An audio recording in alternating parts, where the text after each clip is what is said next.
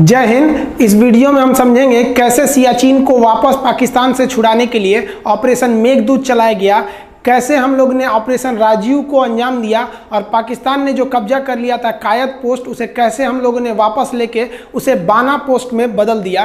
तो इस वीडियो में हम भारतीय सेना के उस गौरव गाथा की चर्चा करेंगे जिसकी पूरी दुनिया कायल है, क्योंकि दुनिया का सबसे ऊंचा युद्ध का मैदान जहां पर -55 डिग्री सेल्सियस टेम्परेचर रहता है, वहां पर भारतीय सेना दुश्मन का मुकाबला की। ये बड़ी बात नहीं है कि उन्हें हराया, बड़ी बात यह है कि उन कपड़ों में हराया जिन कपड़ों में यदि आप उन सियाचिन ग्लेशियर पे चले जाएंगे तो आपको ठंड से आपका शरीर जम जाएगा, काला पड़ जाएगा और काट के निकालना पड़ेगा। और वैसे कपड़े जो वहां लड़ने के लिए उपयुक्त नहीं थे, बावजूद अपनी हिम्मत के दम पर कैसे भारतीय सेना ऑपरेशन मेघदूत करके सियाचिन ग्लेशियर को जीत कर लाई। देखिए, आपके मन में आता होगा सियाचिन कितना बड़ा है। तो सियाचिन देखिए बहुत बड़ा एरिया, ये कई पहाड़ों का एक समूह है। ये जितने भी पहाड़ है ना, सब के सब पहाड़ बर्फ से ढके हैं। ये जो सियाचिन ग्लेशियर है ये बहुत ही महत्वपूर्ण है, क्योंकि इधर है आपका पीओके पाक ऑक्युपाइड कश्मीर और ये जो एरिया है ये है अक्साई चीन।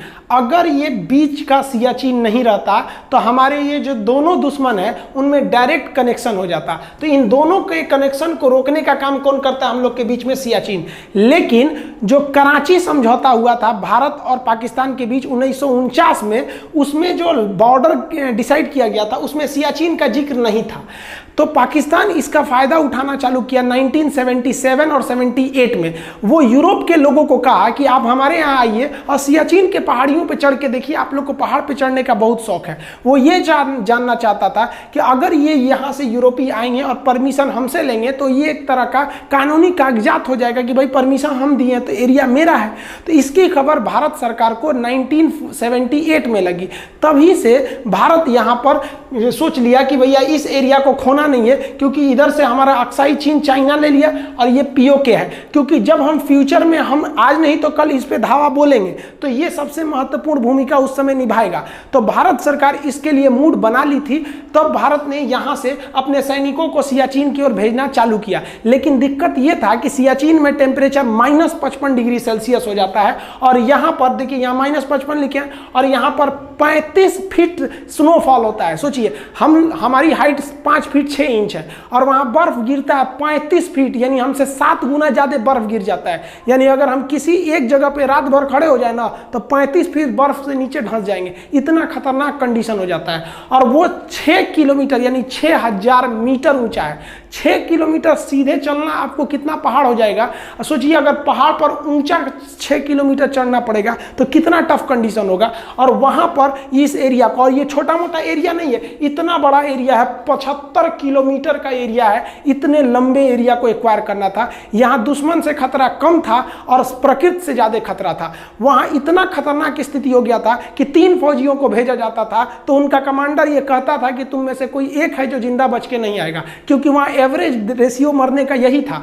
सियाचिन पर कब्जा करना इतना भीषण था कि यहाँ बर्फ इतना भयानक पड़ते हैं और ढलान जो है पहाड़ों का वो एकदम सीधा ढलान है।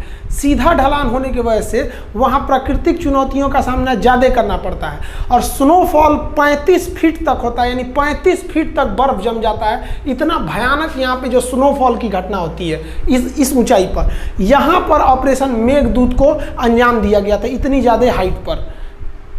आप देखेंगे इस दुर्गम चोटियों पर जाकर भारतीय सेना ने ऑपरेशन मेघदूत को सफल बनाया था। इन चोटियों पर कब्जा करना जरूरी भी था क्योंकि ये हाइट पर है। इस हाइट का फायदा इंडियन आर्मी को आगे जाकर मिलने वाला था, इसीलिए इसके इंपॉर्टेंस को समझते हुए इसे कब्जा किया गया था। वहां ठंड से इतना भयानक स्थिति था कि पल्मोनरी ऑडिमा नामक एक रोग हो जाता था और फेफड़े सूख के उसमें पानी भर जाते थे। इतना ठंड हो जाता था यहाँ सियाचिन में, इतनी भयानक स्थिति हो गई। तब भारत सरकार ने यह डिसाइड किया, भारतीय सेना ने, कि नहीं अब हमको यहाँ युद्ध करना ही पड़ेगा वरना ये हाथ से निकल गया। गया। तो इसके लिए हमें क्या चाहिए थे? कपड़े चाहिए थे, क्योंकि ये एक दो पहाड़ी नहीं था। आप ये देखिए, ये ट्रायंगुलर शेप जो है ना, ये हम सियाचिन बना दिए। इस सियाचिन में यहाँ पर है आपका काराकोरम, ये चाइना से रास्ता दे देता है, और ये पीओके है। तो ये एरिया हम यहाँ पे काराकोरम बना दिए, ये पूरा एरिया सियाचिन है। इसका सबसे निचला एरिया NJ 9842 कहलाता है। इसके आगे एक और पहाड़ी पड़ता है जो ग्लेशियर है, उसका नाम है ग्योंगला। ला का अर्थ होता है दर्रा, पहाड़ों के बीच का रास्ता। उसके आगे जो सबसे महत्वपूर्ण है वो है बिलाफोंडला। ये बिलाफोंडला पे अगर कब्जा हो गया तो बिलाफोंडला काफी हाइट पर है, और यहीं पर है आपका साल्टोरो रेंज नामक पहाड़ी। अगर बिलाफोंडला पे कब्जा हो गया और साल्टोरो रेंज पे कब्जा हो गया तो साल्टोरो रेंज यहाँ की सबसे हाइट पर है। इससे हम पूरे सियाचिन पे नजर रख सकते थे। तो भारतीय सेना बिलाफोंडला, ग्योंगला और साल्टोरो रेंज पे कब्जा करना चाहती थी, और आगे जाकर सियाला पे, क्योंकि अगर सियाला पर कब्जा हो जाता तो वहां से इंदिरा कॉल यानी सबसे ऊपरी बिंदु पर कब्जा करना बहुत मुश्किल नहीं था। आपको आज भी याद होगा कि अगर आपसे कोई क्वेश्चन पूछता है कि भारत का सबसे उत्तरी बिंदु क्या है, तो आप इंदिरा कॉल कहते हैं कि नहीं? तो उसको हम लोग कब्जा करके लाए थे। पाकिस्तान उस पर नाजायज अपना अधिकार बता रहा था। इस पर कब्जा करने के लिए सबसे ज्यादा जरूरी था कि हमको उतने ठंड पर लड़ने के लिए कपड़े चाहिए थे, उतने ऊपर पहाड़ पे चढ़ने के लिए पैराशूट की रस्सियां होती हैं, इक्विपमेंट होते हैं जो भारत में नहीं बनते हैं, यूरोप में बनते हैं, वहां से लाना था। तो भारतीय सेना ने डिसाइड किया कि हमको 1984 में युद्ध करना है गर्मियों के दिन में, लेकिन वहां पर हमको लड़ने के लिए ये इक्विपमेंट चाहिए थे। तो हमें खरीदने के लिए वो इक्विपमेंट यूरोप जाना था। अब चूंकि भारत में वो इक्विपमेंट नहीं मिलते हैं, वो इक्विपमेंट हमको नॉर्वे से खरीद के लाना था। तो भारतीय सेना नॉर्वे गई ताकि उन इक्विपमेंटों को हम लोग क्या कर सके, खरीद के ला सके। जब ये नॉर्वे पहुंचे तो उन लोग नॉर्वे के जो ये फैक्ट्री वाले थे, उन्होंने कहा कि देखिए हम आपको दूसरी फैक्ट्री का नाम बता देते हैं, आप वहां से खरीद लीजिए। तो भारतीय सेना कही कि आप रेट बताइए ना, पैसे का टेंशन मत लीजिए। तो कहा कि पैसे का टेंशन नहीं है, हम आपको 2 साल तक ऐसे कपड़े और ये तरह के इक्विपमेंट नहीं दे सकते, क्योंकि हमारे पास ऑलरेडी इतना ना ऑर्डर आ चुका है कि हम उसी को पूरा नहीं कर पाएंगे, और हमको हर हाल में इसी साल उस ऑर्डर को पूरा करना है। तो भारतीय सेना ने कहा कि चलो भाई हम दूसरी कंपनी से ले लेते हैं, कहीं से भी खरीदना है। तब तक उसी बीच भारतीय सैनिक को दिमाग में आया, पूछते हैं कि खरीद कौन रहा है। तो उनसे पूछा कि आप ये इतना ज्यादा ऑर्डर किसके लिए ले हैं? तो कहा कि पाकिस्तान का ऑर्डर है। भारतीय सेना एकदम शक रह गई कि बाप रे बाप, हम अभी मोलाई करने आए हैं, उसे जुड़ा ऑर्डर देके बैठल है, हम लोग से तो आगे निकला है, और यहाँ जो पहले पहुंचेगा जीत उसी की होगी, क्योंकि इतना हाइट पर ये एक एरिया है कि अगर एक तो कपड़े उनके पास है, अब कपड़े हो जाने की वजह से उनके ऊपर सबसे बड़ा खतरा जो प्रकृति का था वो तो टल जाता। अब क्या होता, अब भारतीय सेना के पास कपड़े ही नहीं थे, अब वो वहां चढ़ जाते। सियाचिन में स्नोफॉल की वजह से देखिए ये हालात हो जाते हैं। फौजी जो होते हैं ना, आधा धंस जाते हैं, सब इतना इतना धंस के वहां ड्यूटी करते हैं बर्फ के बीच में। और भारतीय सैनिक के पास उस वक्त कपड़े नहीं थे जो इस ठंड को रोक सके। अब भारत के सामने 2 रास्ते थे, अभी मरो या 2 महीना बाद मरो, क्योंकि 2 महीने बाद उन लोग पूरा का पूरा कपड़ा सप्लाई कर देते पाकिस्तान को, और तब भारत के पास क्या करना पड़ता। तब उस समय कुछ समझ में नहीं आ रहा था भारतीय सैनिकों। तब ब्रिगेडियर चन्ना और नरिंदर बुल कुमार नामक कर्नल ने कहा कि हम लोग इसी कपड़ों पर चढ़ाई कर देंगे, क्योंकि अगर देर करेंगे तो मरना फिक्स है। अभी क्या है कि अभी उनके पास भी पूरे कपड़ों की सप्लाई नहीं है, और हमारे पास तो साफ नहीं है। तो एक काम करते हैं, पहले ही हम लोग हमला बोल देते हैं, वहां जो होगा देखा जाएगा। लेकिन इनको सबसे ज्यादा दिक्कत था कि लड़ाई जवानों से जीती जाती है, अपनी सैनिकों से जीती जाती है। सैनिकों को पता था कि इनके पास ऐसे कपड़े नहीं है जो ऐसे दुर्गम इलाकों पे जा सके और इतनी भीषण ठंड को रोक सके। तब इन अधिकारियों ने अपनी सैनिकों से कहा कि भारत मां के लिए आज तुम्हें बलिदान करना पड़ेगा, क्योंकि हमारे पास कपड़े नहीं है, लेकिन हमें युद्ध हर हाल में लड़ना पड़ेगा। क्या आप लड़ने के लिए तैयार हैं? भारत के जवानों ने एक सुर में बोला कि हम लड़ेंगे और हम इसी कपड़ों में जाएंगे, और आप चिंता मत कीजिए, हम वचन देते हैं, हम जीत के आएंगे।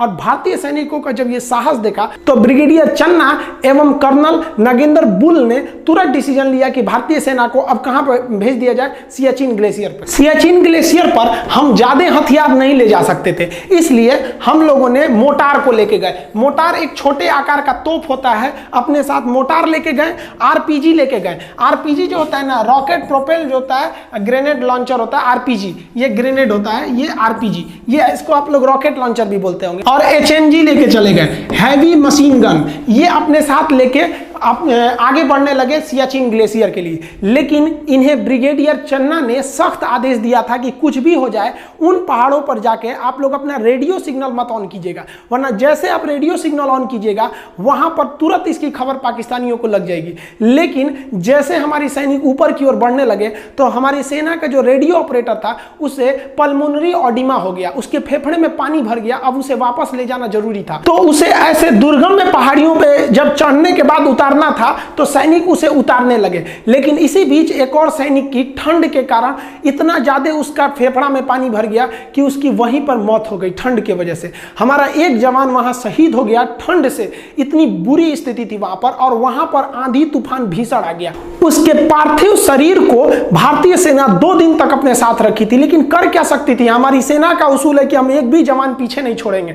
अब उन लोगों ने मजबूरी में रेडियो कांटेक्ट किया कि हेलीकॉप्टर भेजा जाए, हम अपने सैनिक को इस तरह से ऐसे नहीं छोड़ सकते हैं यहाँ पर। अरे खूब से खूब होगी, पाकिस्तानियों को खबर ना लगेगी, देखेंगे ससुरन में कितना दम है, लड़ाई होगी आमने सामने की। हेलीकॉप्टर भेजा जाए ताकि हम अपने इस सैनिक का पार्थिव शरीर उनके घर को पहुंचा सकें। भारतीय सेना के चीता हेलीकॉप्टर, चेतक हेलीकॉप्टर ने वहां पर सामान रसद को पहुंचाया, वहां से जितने भी एविक्यूएशन थे उन्हें वापस लेके गया। लेकिन इनकी जो भनक लग गई वो पाकिस्तानियों को लग गई थी, और भारत के इन हेलीकॉप्टरों ने वहां पर साजो सामान तो पहुंचा दिए थे, लेकिन वो कपड़े नहीं थे उनके पास जिनसे वो लड़ सके, और पाकिस्तानियों के पास वेल इक्विपमेंट यूरोप से आ चुके थे। और भारतीय सेना ने सबसे भयानक जो भूल किया था वो रेडियो ऑन करके। अब भारतीय सेना की पूरी लोकेशन पाकिस्तानियों को पता चल चुकी। इन हेलीकॉप्टरों की मदद से भारतीय सेना उन ऊंचे ऊंचे पहाड़ियों पर एंटी एयरक्राफ्ट गन रख दी, ताकि अगर पाकिस्तानी एयरक्राफ्ट या हेलीकॉप्टर इस एरिया में आते हैं तो उन्हें मारकर गिराया जा सकता है। और साथ ही बैकअप के लिए पीछे में हम लोगों ने तोप को तैयार रखा था कि अगर युद्ध का लेवल बड़ा होता है तो हमें तैयारी में कोई कोताही नहीं करनी है। ये हैवी रेंज आर्टिलरी जो थी ये बैकअप सपोर्ट के लिए थी, जबकि सियाचिन ग्लेशियर पर इसे तैनात किया गया था एंटी एयरक्राफ्ट गन को। ये छोटे गन होते हैं, इसे उतनी दूर पर हेलीकॉप्टर से पुल करके ले जाया जा सकता है, लेकिन ये हैवी आर्टिलरी को नहीं ले जाया जा सकता था। हालांकि इन सब की जरूरत ही नहीं पड़ी, इतना दम कहां था उन सब में जो लड़ सके भारतीयों से। ठंड में जब भारतीय सेना टेंट डाली थी तो वहां पर इन लोग को आराम करना बहुत जरूरी था। टेंट के अंदर ठंड थोड़ा कम लगती है, तो भारतीय सेना ने एक सैनिक को टेंट के बाहर रखा, बाकी सैनिक टेंट के अंदर रहते थे। एक सैनिक का काम बाहर था,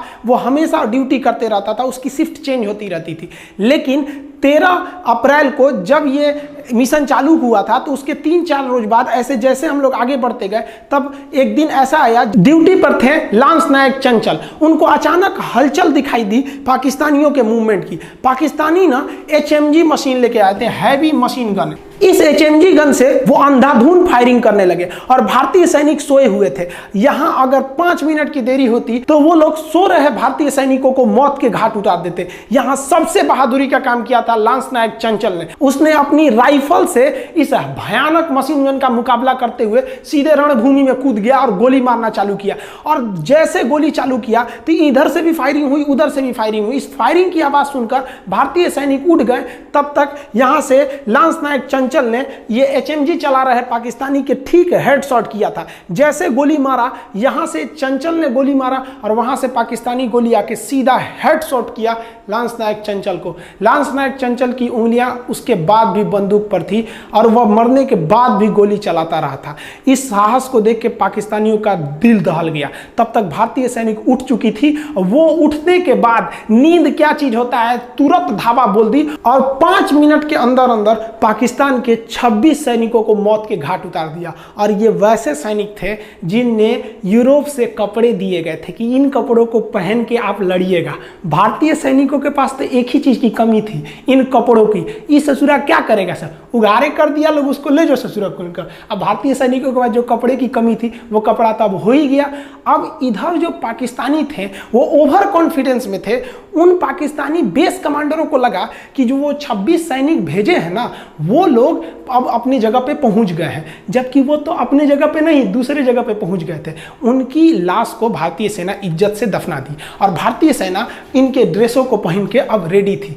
पाकिस्तानी फौजी जो थे बेवकूफ़ सब, उन लोगों ने जो रसद था, जो सामान थी या जो ड्रेस एक्स्ट्रा थे वो ले आके यहाँ गिरा दिया। उनको लगा कि ये जो पाकिस्तानी सैनिक ड्यूटी कर रहे हैं, वहाँ ड्यूटी कर रहे थे भारतीय सैनिक। आज भी वहाँ जो ड्यूटी करते हैं ना भारतीय सैनिक को पाकिस्तान के पैसे से खरीदे हुए जो ड्रेस भेज दिए थे वही पहन के ड्यूटी करते हैं। सोचिए कितना बुरा लगता होगा पाकिस्तानियों को जब भारतीय सैनिक को जो वर्दी देखते होंगे सब, तो क्या सोचता होगा, ससुरा कहीं का हम खरीद के लाए थे, हमारा वर्दिया ले लिया यहाँ पे। ठीक किया ससुरा, तुमने औकात में रह के लड़ाई लड़ो ना, ये क्या मतलब हुआ, कुछ कर देंगे। इस पहली कामयाबी के बाद भारतीय सैनिक का मनोबल अपने 7वें आसमान पर था और इन्हें अब किसी चीज की कमी नहीं थी। अब ये लगातार आगे बढ़ते रहे। ये ग्योंगला, बिलाफोडला, साल्टोरो रेंज, सियाला कब्जा करते हुए आगे बढ़ते रहे और बहुत ही जल्द देखते देखते भारतीय सेना ने पूरे सियाचिन को अपने कब्जे में ले लिया। ये बिलाफोडला है। अगर यहाँ पर आर्मी पहुँच जाती तो यहाँ से हम नुब्रा वैली, यहाँ जहाँ से नुब्रा नदी निकलती है, वहाँ के रास्तों को हम बंद कर सकते थे।